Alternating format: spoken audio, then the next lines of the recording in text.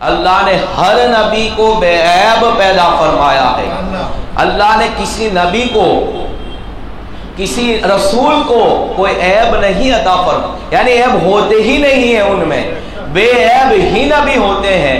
میرے پیارے آقا علیہ السلام کے پیارے دیوانوں، میرے آقا علیہ السلام کی شان و عظمت کا کیا کہنا، جن کی شان خود رب کائنات بیان کرتا ہے، جن کی شان یہ ہے کہ پورا قرآن اٹھا کے دیکھے کہ الحمد کی علی سے لے کر والناس کی سین تک یہ مصطفیٰ کی شان قرآن بیان کرتا نظر آتا ہے.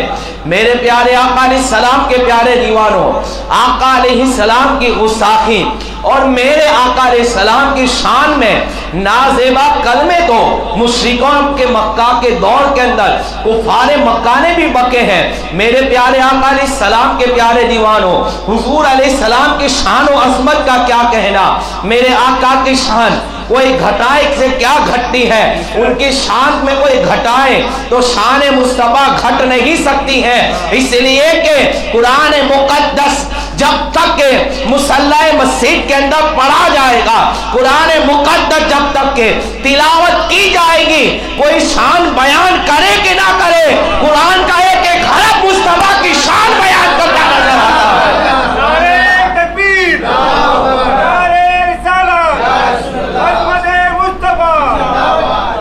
میرے آقا کی شان کوئی بیان کرے کہ نہ کرے، جب تک قرآن مقدس کی والضحیٰ کی سورت پڑھی جائے گی، مصطفیٰ کے چہرے اور حسن کی شان بیان ہوگی. جب تک کہ جو ہے یاسین پڑھی جائے گی، مصطفیٰ کی شان بیان ہوتی جائے گی. جب تک کہ قرآن کی آیتیں پڑھی جائے گی، قرآن مقدس کے اندر میرے آقا علیہ السلام کی شان کو قدرت بیان کرتی نظر آتی ہے. اگر گندی نالی کا کیڑا جو ہے اگر شان مصطفیٰ کے اندر نازلہ کلمہ کہتا نظر آتا ہے تو یارو یاد رکھنا، کروں تیرے نام پر جہاں فدا، نہ بس ایک جہاں دو جہاں فدا، دو جہاں سے بھی نہ کی جی بھرا، کروں کیا کروڑوں جہاں نہ کی. اور کلندر اقبال کہتا ہے کہ محمد سے وفا تو نے تو ہم تیرے ہیں، کہ محمد سے وفا تو نے تو ہم تیرے ہیں. یہ جہاں چیز ہے کہ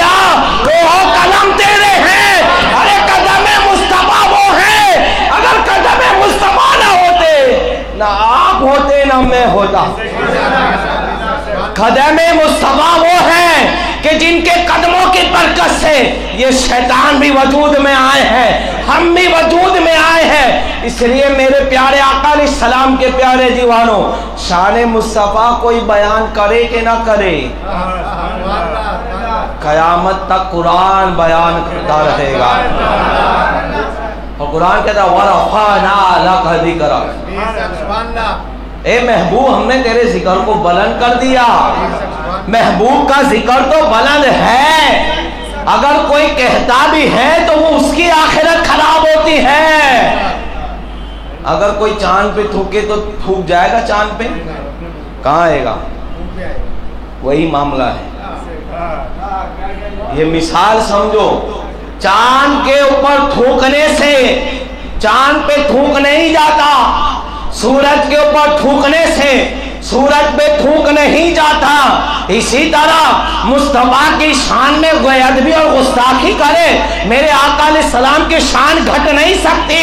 اس لیے کہ قرآن کہتا ہے وَرَفَعْنَا لَكَ ذِكْرَكَ، اے محبوب ہم نے تیرے ذکر کو تیرے لیے بلند کر دیا. کوئی کیا گھٹائے. انبیاء کی توہین ہوتی رہی. حضرت نوح علیہ السلام کی بھی توہین کی ان کی قوم نے، حضرت موسیٰ علیہ السلام کے ساتھ بھی ہوا، حضرت ہود علیہ السلام کی بھی توہین ہوئی. لیکن یارو ایک بہت مزے کی بات اور توجہ سننا اس بات کو کہ ہر انبیاء کے لوگ توہین کرتے رہے. جتنے بھی انبیاء آئے قومیں ان کے سامنے کھڑی ہو گئی، توہین کرتی رہی، آپ کے پیغاموں کو ٹھکراتی رہی. لیکن ایک آپ غور کر اس بات پہ کہ حضرت نوح علیہ السلام کی قوم نے جب آپ کی توہین کی تو اللہ نے کہا نوح انہیں جواب دو. توجہ، نوح انہیں جواب دو. ہود علیہ السلام کی توہین ہوئی تو ہود علیہ السلام سے کہا گیا ہود انہیں جواب دو.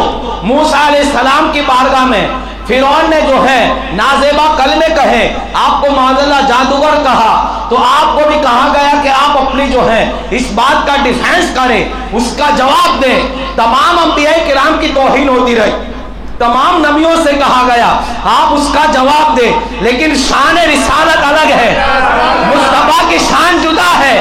اس لیے کہ نوح علیہ السلام کی توہین ہوئی تو یہ کہا گیا نوح آپ جواب دیں، لیکن جب شان مصطفیٰ پہ جو ہے اگر کسی نے انگلی اٹھائی تو قرآن نے یہ نہیں کہا محبوب آپ جواب دیں، قدرت نے یہ نہیں کہا محبوب آپ جواب دیں۔ جب مکہ کے مشرکین کہنے لگے اے محمد تیرے خدا نے تجھے چھوڑ دیا، تو میرے رب نے یہ نہیں کہا محبوب آپ جواب دے، بلکہ میرے محبوب کو جب کوئی تانا دیتا تھا تو محبوب سے نہیں کہا گیا آپ جواب دے، بلکہ میرا رب کہتا نظر آتا ہے وَالضُّحَىٰ وَاللَّيْلِ إِذَا سَجَىٰ۔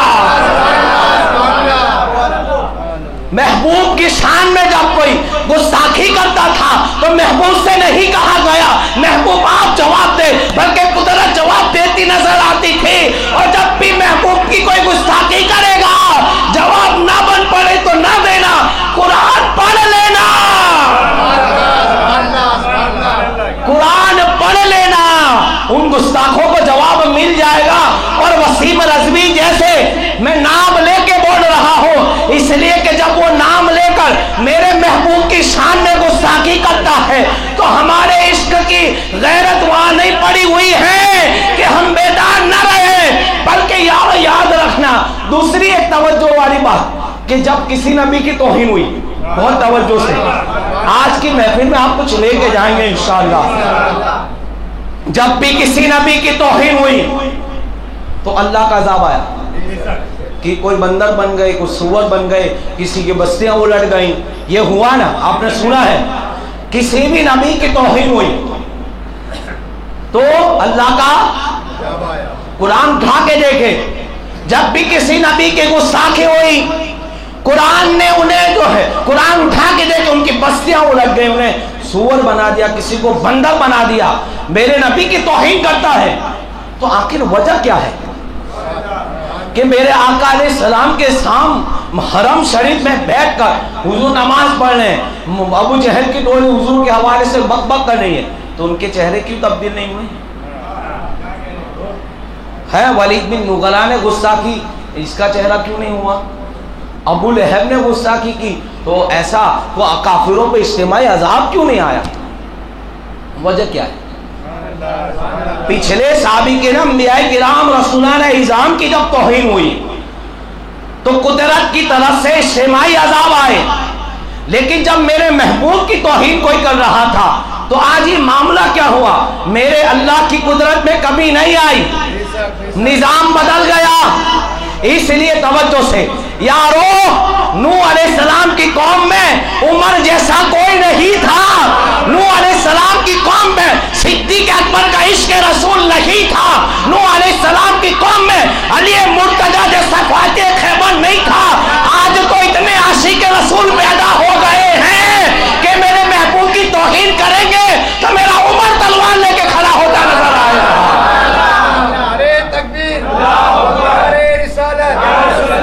بات یہ ہے اس وقت اتنا عشق عروج پہ نہیں تھا، بلکہ ایسے عاشق رسول نہیں تھے جو اللہ نے اس امت کے اندر پیدا فرمائے ہیں کہ یارو غور تو کرے کہ حضرت عمر کی بارگاہ کے اندر ایک یہودی تھا اور ایک جو ہے منافق تھا۔ کون تھا؟ منافق کہتے کلمہ پڑھنے والے، کلمہ بھی پڑھتا ہے، نماز بھی پڑھتا ہے، اللہ کو بھی مانتا ہے، رسول اللہ کے پیچھے نماز بھی پڑھتا ہے، پھر بھی لوگ کہیں گے کہ یار کلمہ تو وہ بھی پڑھتے ہیں۔ ہماری سوچ برابر ہے کہ قرآن اور حدیث برابر ہے۔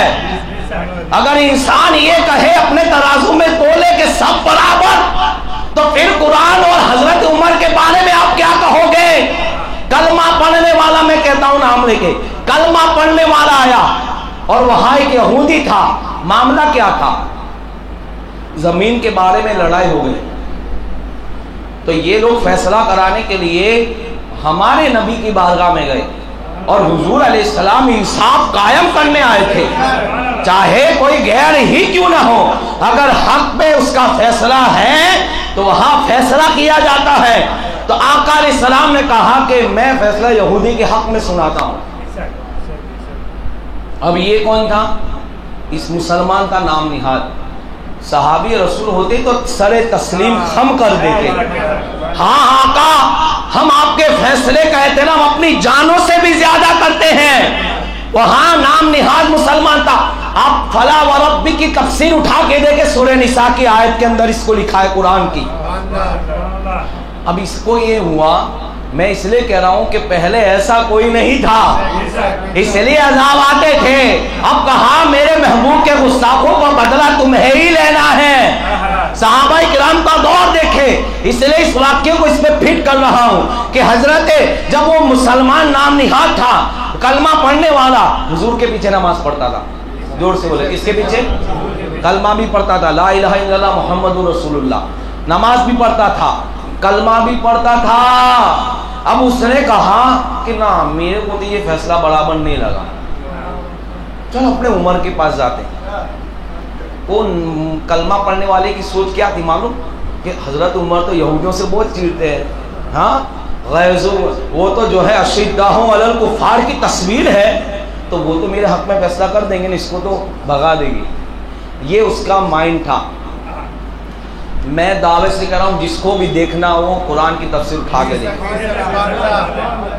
میں کہہ رہا نوح علیہ السلام کی قوم نے گستاخی کی، پچھلی قوموں نے گستاخیاں کی نبی کی شان میں، تو ان پہ عذاب آ گئے، یہاں نہیں آئے گا۔ اللہ نے عاشقوں کی جماعت کو جو پیدا فرمایا ہے، اور وہ عاشقوں کی جماعت تو دیکھو کہ جب حضرت عمر کی بارگاہ میں یہ مائنڈ لے کر گیا کہ میرے حق میں ہی فیصلہ ہوگا، حضرت عمر کے پاس گئی، کہا کیا ہوا؟ تو یہودی پہلے ہی بول اٹھا ہم زمین کے معاملے میں آئے ہیں اور آپ کے نبی نے میرے حق میں فیصلہ کر دیا ہے اور یہ مان نہیں رہا۔ تو آپ فرماتے ٹھہرو، ابھی فیصلہ ہو جائے گا، ابھی فیصلہ ہو جائے گا۔ گئے کمرے میں، تلوار نکالی اور وہ مسلمان جو کلمہ پڑھنے والا تھا ایک وار کیا اور اس کی گردن جدا کر دی۔ پورے مدینہ میں شور ہو گیا، عمر نے مسلمان کو مار دیا، عمر نے مسلمان کو مار دیا، عمر نے مسلمان کو مار دیا۔ میرے آقا فرماتے عمر مسلمان کو نہیں مار سکتا، عمر مسلمان کو نہیں مار سکتا، لیکن کہا کلمہ پڑھنے والا تھا، یہاں کشمکشی ہے، یہاں باتیں ہو رہی ہے، عمر نے مسلمان کو مار دیا۔ وہاں میرے رب نے جو ہے جبرائیل کو حکم دیا، جبرائیل جاؤ آیت کریمہ لے کر اور آیت اتاری، فلا وربک لا یؤمنون حتی یحکموک فیما شجر بینہم۔ اے محبوب اگر آج کے فیصلے میں آپ کو اگر حاکم نہیں مانتے وہ مومن نہیں ہو سکتے۔ عمر نے مومن کو نہیں منافق کو قتل کیا ہے۔ نعرہ تکبیر، نعرہ رسالت۔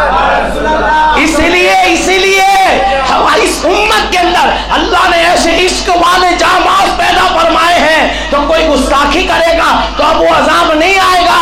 اے میرے محبوب کے غلاموں، تم اپنی تلوار سے انہیں قتل کرنا تو تمہارے سینوں کو بھی ٹھنڈک پہنچتی نظر آئے گی، اس لیے ان پہ اجتماعی عذاب نہیں آتا۔ اور یہ وسیم رضوی وغیرہ کو گستاخیوں کا موقع کیوں ملا؟ ہمارے کلمہ پڑھنے والے نبی کی گستاخیاں کرتے ہیں، ہاں وہ مائک پہ نہیں بولتے لیکن ان کے عقیدے ہیں کتابوں کے اندر، اور میری ذمہ داری ان کو بتانا۔ یہ موقع کیوں ملتا ہے؟ جب نبی کو اپنی طرح کہا گیا تو ان کو موقع مل گیا۔ انہوں نے اپنی کتاب میں لکھا کہ نبی کا علم معاذ اللہ جانوروں اور چمار جیسا ہے۔ میں دکھا سکتا ہوں چیلنج کے ساتھ، اگر نہ دکھاؤں تو یہاں سے باہر نہ نکلنے دینا۔ میں دکھا سکتا ہوں ان کی کتاب، اور انہی کے یہاں کی چھپی ہوئی کتابوں میں جب شیطان کے علم کو قرآن سے ثابت کرتے تھے اور مصطفیٰ کے علم کو نہیں مانتے تھے وہ ابلیس کے مقابلے میں، تب ان شیطانوں کو موقع ملتا ہے۔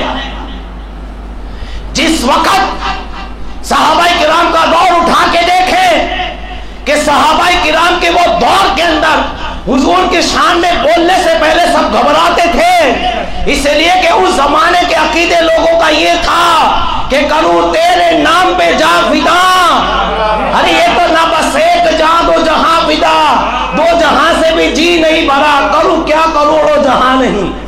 اس زمانے کا عقیدہ یہ تھا اور کوئی غیب کیا، تم سے نیہا ہو بلا جب نہ خدا ہی چھپا، تم پہ کروڑوں درود۔ اس وقت کوئی زبان نہیں اٹھاتا تھا، اور جب اٹھاتے تھے تو صحابہ کرام چھوڑتے نہیں تھے۔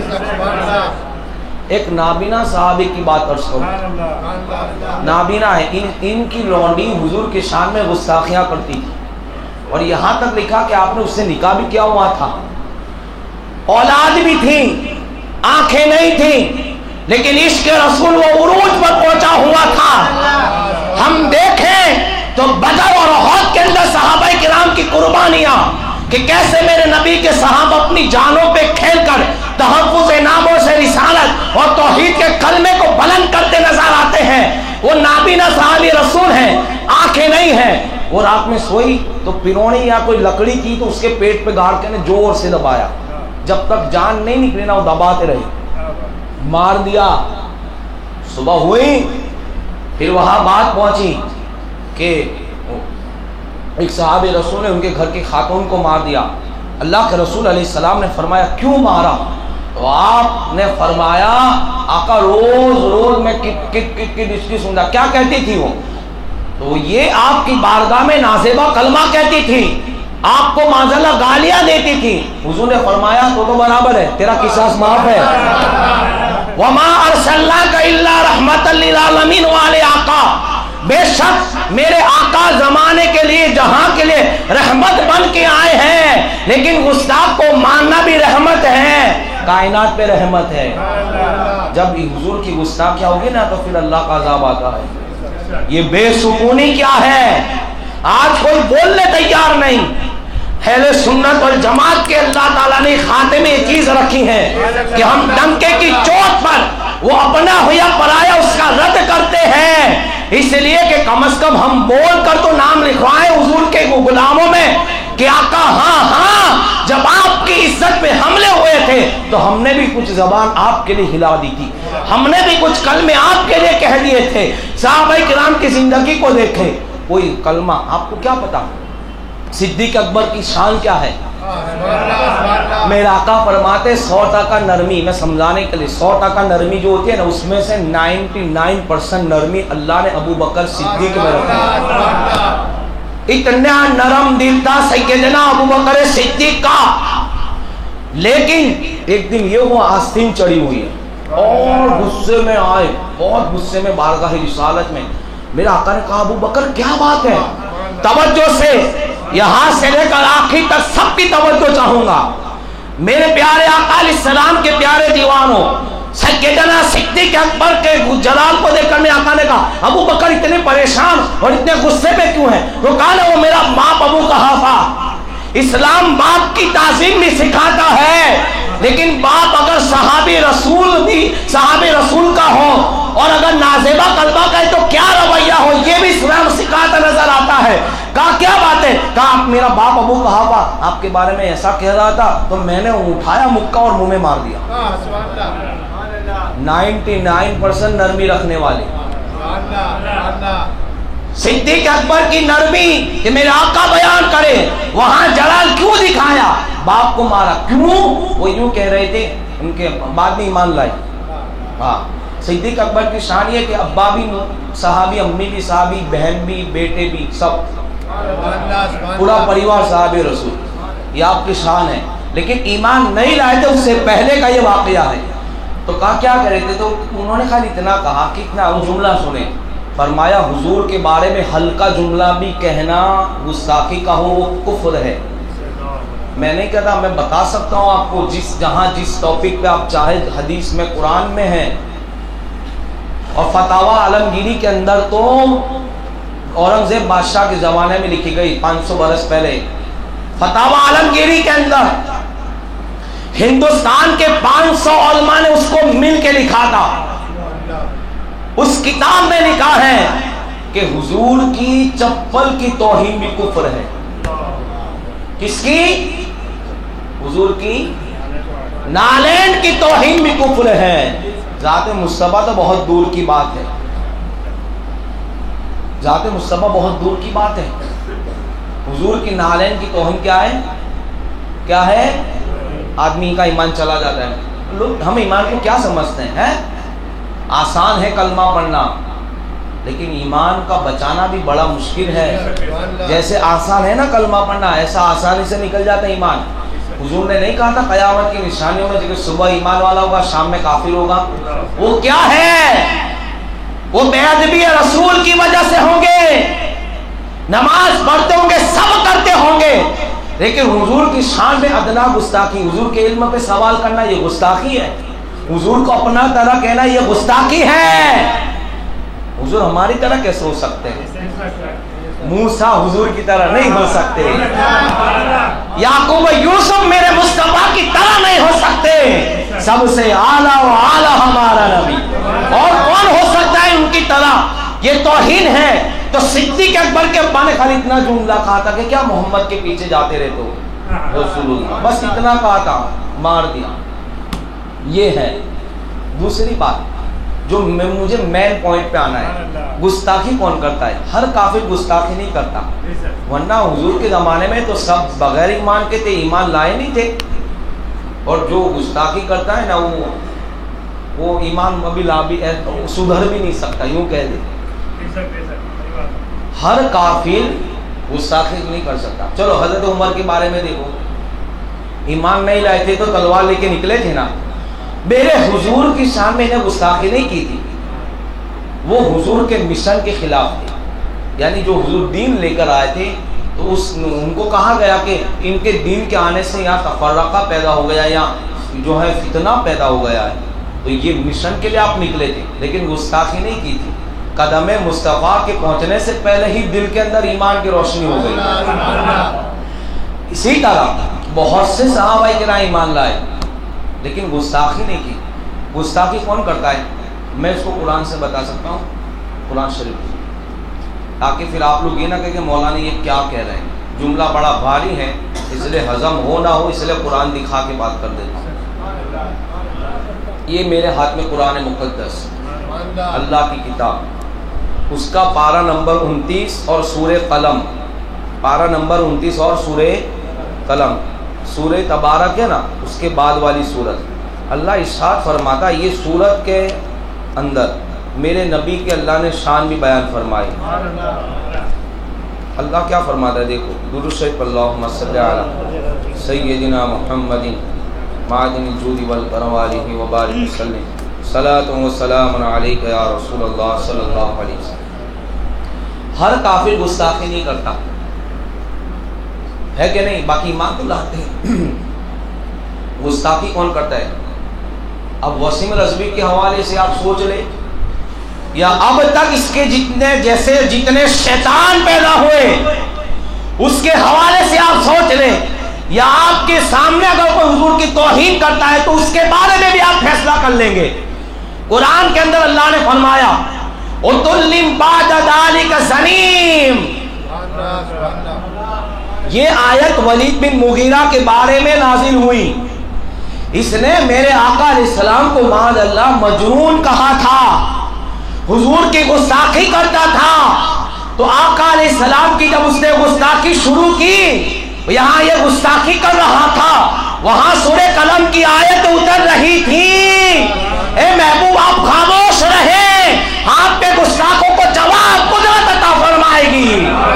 اور قرآن اتر رہا تھا اور اس سے کہا گیا اُتُلِّمْ بَعْدَ ذَلِكَ زَنِيمٌ. 9 عیب اللہ نے اس کے بیان فرمائے.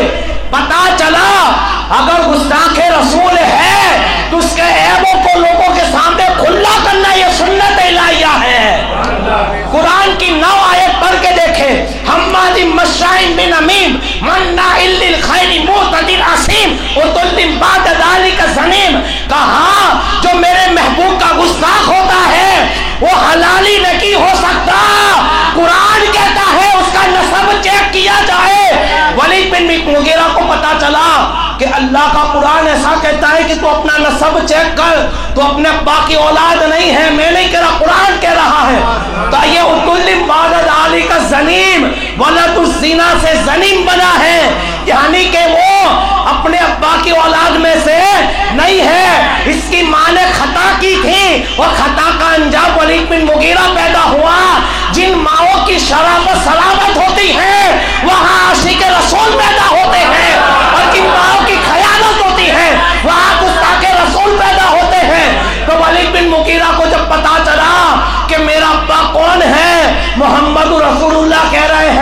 اور یہ وہ بھی مانتا تھا کہ کبھی وہ جھوٹ بول سکتے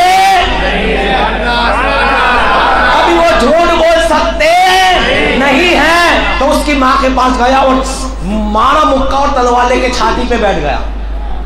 ایسے لوگ جیسے ہوتے ہیں. ہاں جو ماں کی توہین کرے وہ رسول اللہ کی توہین کرے گا تو کیا ہے. سگی ماں تھی اس کی, وہ کہتا ہے امی سچ سچ بتانا. ہاں دیکھو محمد رسول اللہ جو بھی کہتے ہیں نا وہ سچ ہوتا ہے. 9 عیب اللہ نے قرآن میں میرے بیان کر دیے, 9 میں سے 9 تو مجھے خبر ہے پر 10واں نہیں خبر. کیا اتلم بعد ذالک زنیم, میرا رب کا قرآن قیامت تک گستاخوں کو جواب دیتا ہے. اتلم بعد ذالک زنیم, ولد الزنا ہے, اس کی نسل چیک کرو, اس کا ابا کون تھا. تو اس کی ماں کے پاس جا کے کہتا ہے یہ قرآن کی تفسیر میں لکھا ہے واقعہ. اس کی ماں سے کہتا ہے ماں سچ سچ بتانا میرا باپ کون ہے. تو کہا مجھے معاف کرنا, تیرا ابا نامرد تھا, اور یہ تفسیر میرے پاس قرآن کی موبائل میں موجود ہے. میں بڑی ذمہ داری سے عرض کر رہا ہوں, جب میرے نبی کی شان میں وہ توہین کر سکتے تو ہم حق تو ان کا اتنا بیان کر سکتے ہیں نا. اصلیت تو بیان کرنا ہماری ذمہ داری ہے, بلکہ فرضوں میں سے بڑا فرض ہے مصطفیٰ کی عزت پہ پہرا دینا. فرضوں میں سے بڑا فرض ہے ناموس رسالت کا تحفظ ہمارے لیے. اس کی ماں سے کہتا ہے ماں یہ بتا میرا باپ کون ہے. تو کہتی تیرا ابا تو نامرد تھا, مجھے ڈر تھا کہ وہ نامردی کی وجہ سے میری اتنی پراپرٹی کو کون سنبھالے گا, تو میں نے فلاں چرواہے کے ساتھ جو ہے بدکاری کی, اور اس بدکاری سے تو پیدا ہوا ہے. یہ قرآن کہہ رہا ہے. اب اس سے میں نتیجہ بتا رہا ہوں, توجہ سے. پتا چلا کافر ہونا اور ہے اور گستاخ ہونا اور ہے.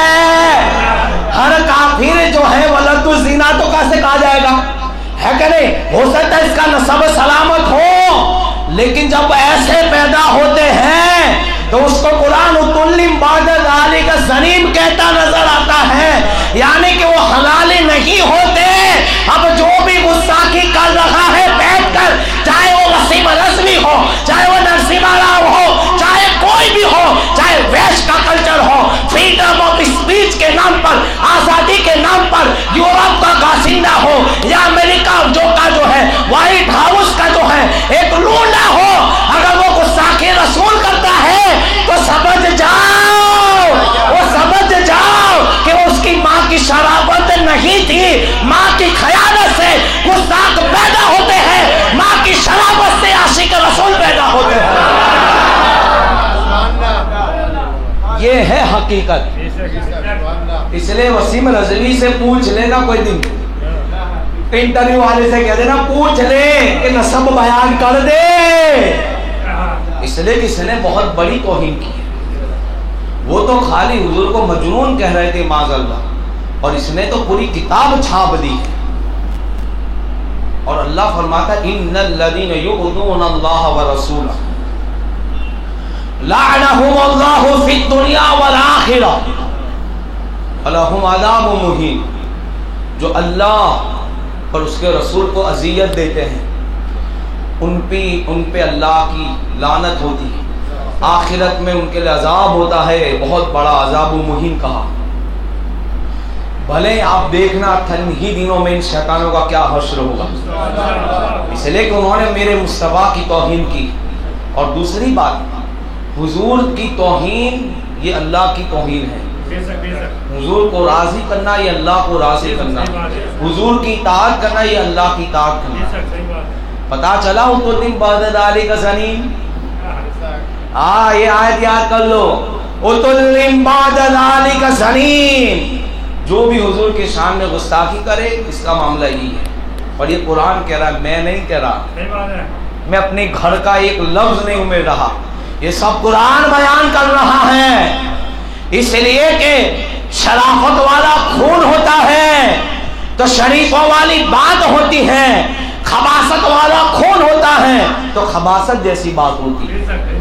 یہ ہے گستاخی کا اصل۔ میں نے کہا تھا نا کہ آئندہ جمعہ بتاؤں گا کہ گستاخی کون کرتا ہے، ورنہ بہت سے لوگ ایمان لائے، ابھی بھی لوگ اسلام لا رہے ہیں کہ نہیں لا رہے ہیں، لیکن کچھ لوگ یہ تو نام نہاد، یہ بھی کلمہ تو پڑھتا تھا، ایسا نہیں کہ پہلے سے وہاں تھا، وہ بھی نماز پڑھتا تھا، سب کرتا تھا، تو آپ کیا کہو گے اب اس کو بھی بتاؤ؟ آپ یہ کہوں گے کہ نہ نماز پڑھتا تھا، کلمہ پڑھتا ہے، تو نہ ایسا نہ کہ بھائی، تو پھر آپ کی بات صحیح مانے کہ ہم قرآن مانیں؟ اور ہمارا استدلال، ہماری سوچ وہ نہیں ہے، لوگ اپنے طور پہ سوچتے ہیں ایسا نہیں، ایسا نہیں، ایسے نہ چلے، ہم اپنی سوچ پہ آگے، ہماری سوچ کی کوئی حیثیت نہیں ہے، ہماری سوچ ہمارے گھر میں چلے گی، ہمارے کٹنب میں، ہمارے معاشرے میں، شریعت میں ہماری سوچ نہیں چلے گی۔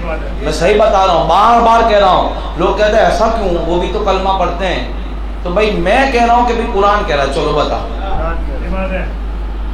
حضور نے کہہ دیا 72 ہوں گے 71، اب ہم حضور کی مانے کہ آپ کی مانے؟ ایک حق پہ ہوگا، یہ میرے آقا نے فرمایا ہے۔ کیوں ہم اپنی آخرت کو خراب کرتے ہیں؟ کیوں ہم اپنے آپ کو شریعت کے تابع نہیں کرتے؟ اور دوسری بات میں ایک پیغام کے طور پہ کہنا چاہتا ہوں، آج حالات بڑے خراب ہیں، ہماری نوجوانوں کی ذمہ داری کیا ہونی چاہیے؟ جب ایسے گستاخ پیدا ہو، جب ناموں سے رسالت کے اوپر حملے ہو، تو ہمارے جوانوں کی ذمہ داری یہ ہے کہ ہم مسجدوں کو ویران کر دیں۔ ہمارے نوجوانوں کی ذمہ داری یہ ہے کہ ہم عریانیت والی ننگی عورتوں کے ناچ کو دیکھیں۔ نوجوانوں کی ذمہ داری یہ ہے کہ وہ حرام کام کرے۔ آج حالات دیکھو اور اپنے آپ کا جائزہ لو، کہاں سوئے پڑے ہو؟ اٹھو اور بیدار ہو گئی، ہمارے بھی نام و نشان دنیا سے نہ مٹا دیا جائے۔ حضور کی جب شان میں گستاخی ہو تو ہمارا کام یہ ہے کہ ہم شریعت کے بڑے مضبوط پابند ہو جائیں۔ جب میرے مصطفیٰ کی ناموں سے رسالت پہ حملہ ہو تو ہم حضور سے ٹوٹ کے محبت کرنے والے بن جائیں۔ جب مصطفیٰ کی ذات پہ حملے ہو تو ہم سنت کے عمل کرنے والے بن جائیں۔ یہ ان کے لیے جواب بنے گا۔ میں تو بول کے بیٹھ جاؤں گا، عملی طور پہ جواب دو نوجوانوں۔ آج بہت خراب حالات ہیں، ہم کیا سمجھتے ہیں؟ ناچ گانے دیکھ دیکھ کر رات گزار دی، سوشل میڈیا اٹھا کے دیکھو کیا ہو رہا ہے دنیا کے اندر، اور ہماری نیند نہیں اڑے ابھی تک، ابھی بھی وہی زمانے جاہلیت کی رسموں میں پڑے ہوئے ہیں، ابھی بھی ننگی عورتوں کا ناچ۔ تو استغفر اللہ، اللہ کے رسول فرماتے ہیں کہ عورتوں کے یہ گھنگرو کی آواز بھی آئے نا جس بستی میں، اس بستی کی دعا قبول نہیں ہوتی، اس محلے کی دعا قبول، جو نچوائے گا محلوں کے اندر ننگی عورتوں کو لا کے، ان محلوں والوں کی عبادتوں کا کیا ہوگا؟ اور دوست تمہارا بھی ہے، تم جاتے ہو تب یہ لوگ ایسی محفلیں رکھتے ہیں نا، بائیکاٹ کیوں نہیں کرتے؟ ہم کچھ کرتے تو مولوی کی باتیں چوراہے تک ہوتی ہیں، وہاں ننگی عورتیں ناچ رہی ہے، کوئی بولنے والا نہیں ہے، سب کو قیامت کے دن جواب دینا پڑے گا۔ کیوں ہم اپنے معاشرے کو سدھارنے کا کام نہیں کرتے؟ کیوں ہم ان چیزوں کا بائیکاٹ نہیں کرتے؟ اور جو لوگ ایسے نچواتے ہیں انہیں زبان پہ لگام ہم کیوں نہیں دیتے؟ ہم کیوں اسے نہیں کہتے کہ ایسا نہ کرو؟ آپ کیا سمجھتے ہیں؟ فرمایا اگر گانا ایسا ہو جس میں اسلام کی، فرشتوں کی، نبی کی توہین ہو، سننے والا اسی وقت کافر ہو جاتا ہے اور اس کی بیوی اس کے نکاح سے نکل جاتی ہے۔ ہاں، اللہ کے رسول نے کہا تھا کہ حلالی نہیں حرامی بچے پیدا ہوں گے قیامت کی نشانیوں میں۔ یہ کیوں کہا میرے آقا نے؟ اس لیے کہ ایمان ہمارا کیا مانو، کون کیسا سن کے آیا ہے، کس کا ایمان ہے کہ بھی نہیں ہے، کس کو پتا۔ ایک بستی کے اندر عورت کا یہ حال ہو تو قرآن اللہ کا دعا قبول نہیں ہوتی، جس بستی میں ننگی عورتیں ناچتی ہو، ان بستی والوں کی دعاؤں کا کیا ہوگا؟ کون اس نقصان کی بھرپائی کرے گا؟ کون اس نقصان کا جو ہے ازالہ کرے گا؟ آج یہ ہمارے معاشرے کے حالات ہیں، وہاں وہ پلاننگ کر رہے ہیں ناموں سے رسالت کے اوپر حملے کرنے کی، اور ہماری پلاننگ کیا ہے؟ فیشن، عریانیت، حرام کام، گانے بجانے کے اندر مسلمان مصروف ہے، اور ہماری تباہی کی تیاریاں شروع کر دی ہیں ان لوگوں نے، اور ہم سوئے پڑے ہوئے ہیں۔ کب بیداری آئے گی ہمارے اندر؟ کب ہم جاگروکتا کا جو ہے وہ جاگروکتی اپنی دکھائیں گے کہ ہاں ہم اب بیدار ہیں اور ہم یہ کاموں سے دور رہیں گے؟ کیا مرنا نہیں ہے تمہیں اور مجھے؟ قبر کے اندر وہ تمہارا دوست کام نہیں آئے گا جو حرام کام کرواتا تھا، قبر میں وہ کام آئیں گے جس کا تو کلمہ پڑھتا تھا، قبر میں وہ کام آئیں گے۔ آج اتنے خطرناک حالات ہیں اور ہماری نیند نہیں اڑی ہے، اتنا افسوس ہے، مسجدیں خالی ہے، جوانی اپنے اندر پڑے ہوئے ہیں، کوئی فکر نہیں ہے انسان کو، یہاں شریعت کے خلاف پابندیاں، یہاں حضور کی تحفظ پہ جو ہے ناموس رسالت پہ حملے ہو رہے ہیں، تو ہماری ذمہ داری کیا ہے؟ حضور کا عشق پیدا ہو۔ ہماری ذمہ داری یہ ہے کہ حضور کے عشق رسول میں ڈوب کے ہم سنتوں کو عمل کریں، تو ان کو جواب ملے گا، باقی کچھ نہیں ہونے والا، کچھ نہیں ہونے والا، کچھ بھی نہیں ہونے والا۔ میرا رب بہت بڑا ہے لیکن ہم سے تو کچھ نہیں ہونے والا۔ ہم اتنا تو کریں ان گستاخوں کو جواب دینے کے لیے کہ ہم حضور کے ایسے عاشق بن جائے کہ ہمیں دیکھیں تو وہ کانپ اٹھے۔ یہ ضروری ہے ہمارے لیے۔ میں بہت اہم پیغام پہنچا رہا ہوں۔ اب آپ کے ہاتھ میں ہے آپ کو کیا کرنا ہے۔ آپ مسجدوں میں آئیں، مسجدوں تریپورہ کے اندر مسجدوں کو جلایا گیا، مجھے یہ لگتا ہے مسجدوں میں تعداد نہیں ہوگی تبھی ایسا معاملہ ہوا ہوگا نا، تعداد ہوتی تو بھاگتے نہیں۔ کل وہاں ہوا، آج پرسوں ہمارے یہاں بھی ہو سکتا ہے، کوئی ضروری ہے؟ ہم مسجدوں کو ویران کریں گے تو اس کی حفاظت کون کرے گا؟ مسجد کو ہے کسی کو لاگنے مسجد کی کیا ہو رہا ہے، کیا ایسا ہے، کوئی فکر ہے مسجد کی؟ مسجد فرمایا تمہارے محلے کے اندر جو مسجد ہے نا وہ کشتی کی مانند ہے۔ مسجد کے حوالے سے میرے آقا فرماتے ہیں کہ مسجد دعائیں بھی کرتی ہے اور بددعا بھی کرتی ہے۔ بستی والوں کے حوالے سے بستی والے جب اسے آباد کرتے ہیں جمعہ کی طرح، رمضان کی طرح، تو مسجد رات کی تاریخوں میں ان کے لیے دعا کرتی نظر آتی ہے، اور جو قوم مسجدوں کو ویران کرتی ہے اس قوم کی بددعا مسجد رات کے اندھیرے میں کرتی نظر آتی ہے۔ آج ہم آپ نے آپ کو دیکھیں کہ ہمارے حالات کیا ہے، اس لیے یہ شیطان پیدا ہو رہے ہیں۔ اگر ہم نے ہماری مسجدوں کے اندر آبادی رکھی ہوتی، اگر ہم نے حضور کے نام پہ اور حضور کے عشق رسول کے نام پہ حضور علیہ السلام کے طریقے پر رہا ہوتا نا، تو یہ معاملات اور یہ حالات ہمیں دیکھنے نہیں ملتے۔ یہ صحیح بتا رہا ہوں، یہ اس لیے ہو رہا ہے۔ اس لیے مسلمانوں ابھی بھی وقت ہے، سدھر جاؤ، بند کر یہ خرافات، کچھ کام نہیں آئے گا۔ حضرت نے ایک بڑی پیاری بات کہی تھی نیشنل پارک میں، حضرت کا جب شادی کے موقع پر پروگرام تھا تو حضرت نے کہا تھا کہ گناہ ایسا ہے کہ چند منٹ جب آپ گناہ کرتے ہیں تو اس کی لذت ملتی ہے، بہت اچھا لگتا ہے گناہ کرنا، لیکن اس کا عذاب اور وبال قائم تک رہتا ہے۔ ہاں، میٹھا کتنا اچھا ہے، مٹھائی ہے کہ نہیں، کتنی اچھی لگتی ہے، لیکن وہی مٹھائی شوگر والوں کو کھلاؤ تو اس کو وقتی طور پہ تو مٹھائی اچھی لگے گی شوگر کے مریض کو، لیکن وہ آگے جا کے نقصان دے گی، وہ انگوٹھا بھی کٹوا دے گی اور پگ بھی کٹوا دے گی۔ یہی گناہ کا معاملہ ہے۔ اور آپ کو پتا ہے ایسی محفلوں سے جب کوئی نوجوان منہ پھیرتا ہے نا تو میرا رب بڑا خوش ہوتا ہے۔ دوستوں کو خوش نہ کرو، دوستوں تو بے وفا بھی نکلتے ہیں۔ قدرت کو خوش کرو،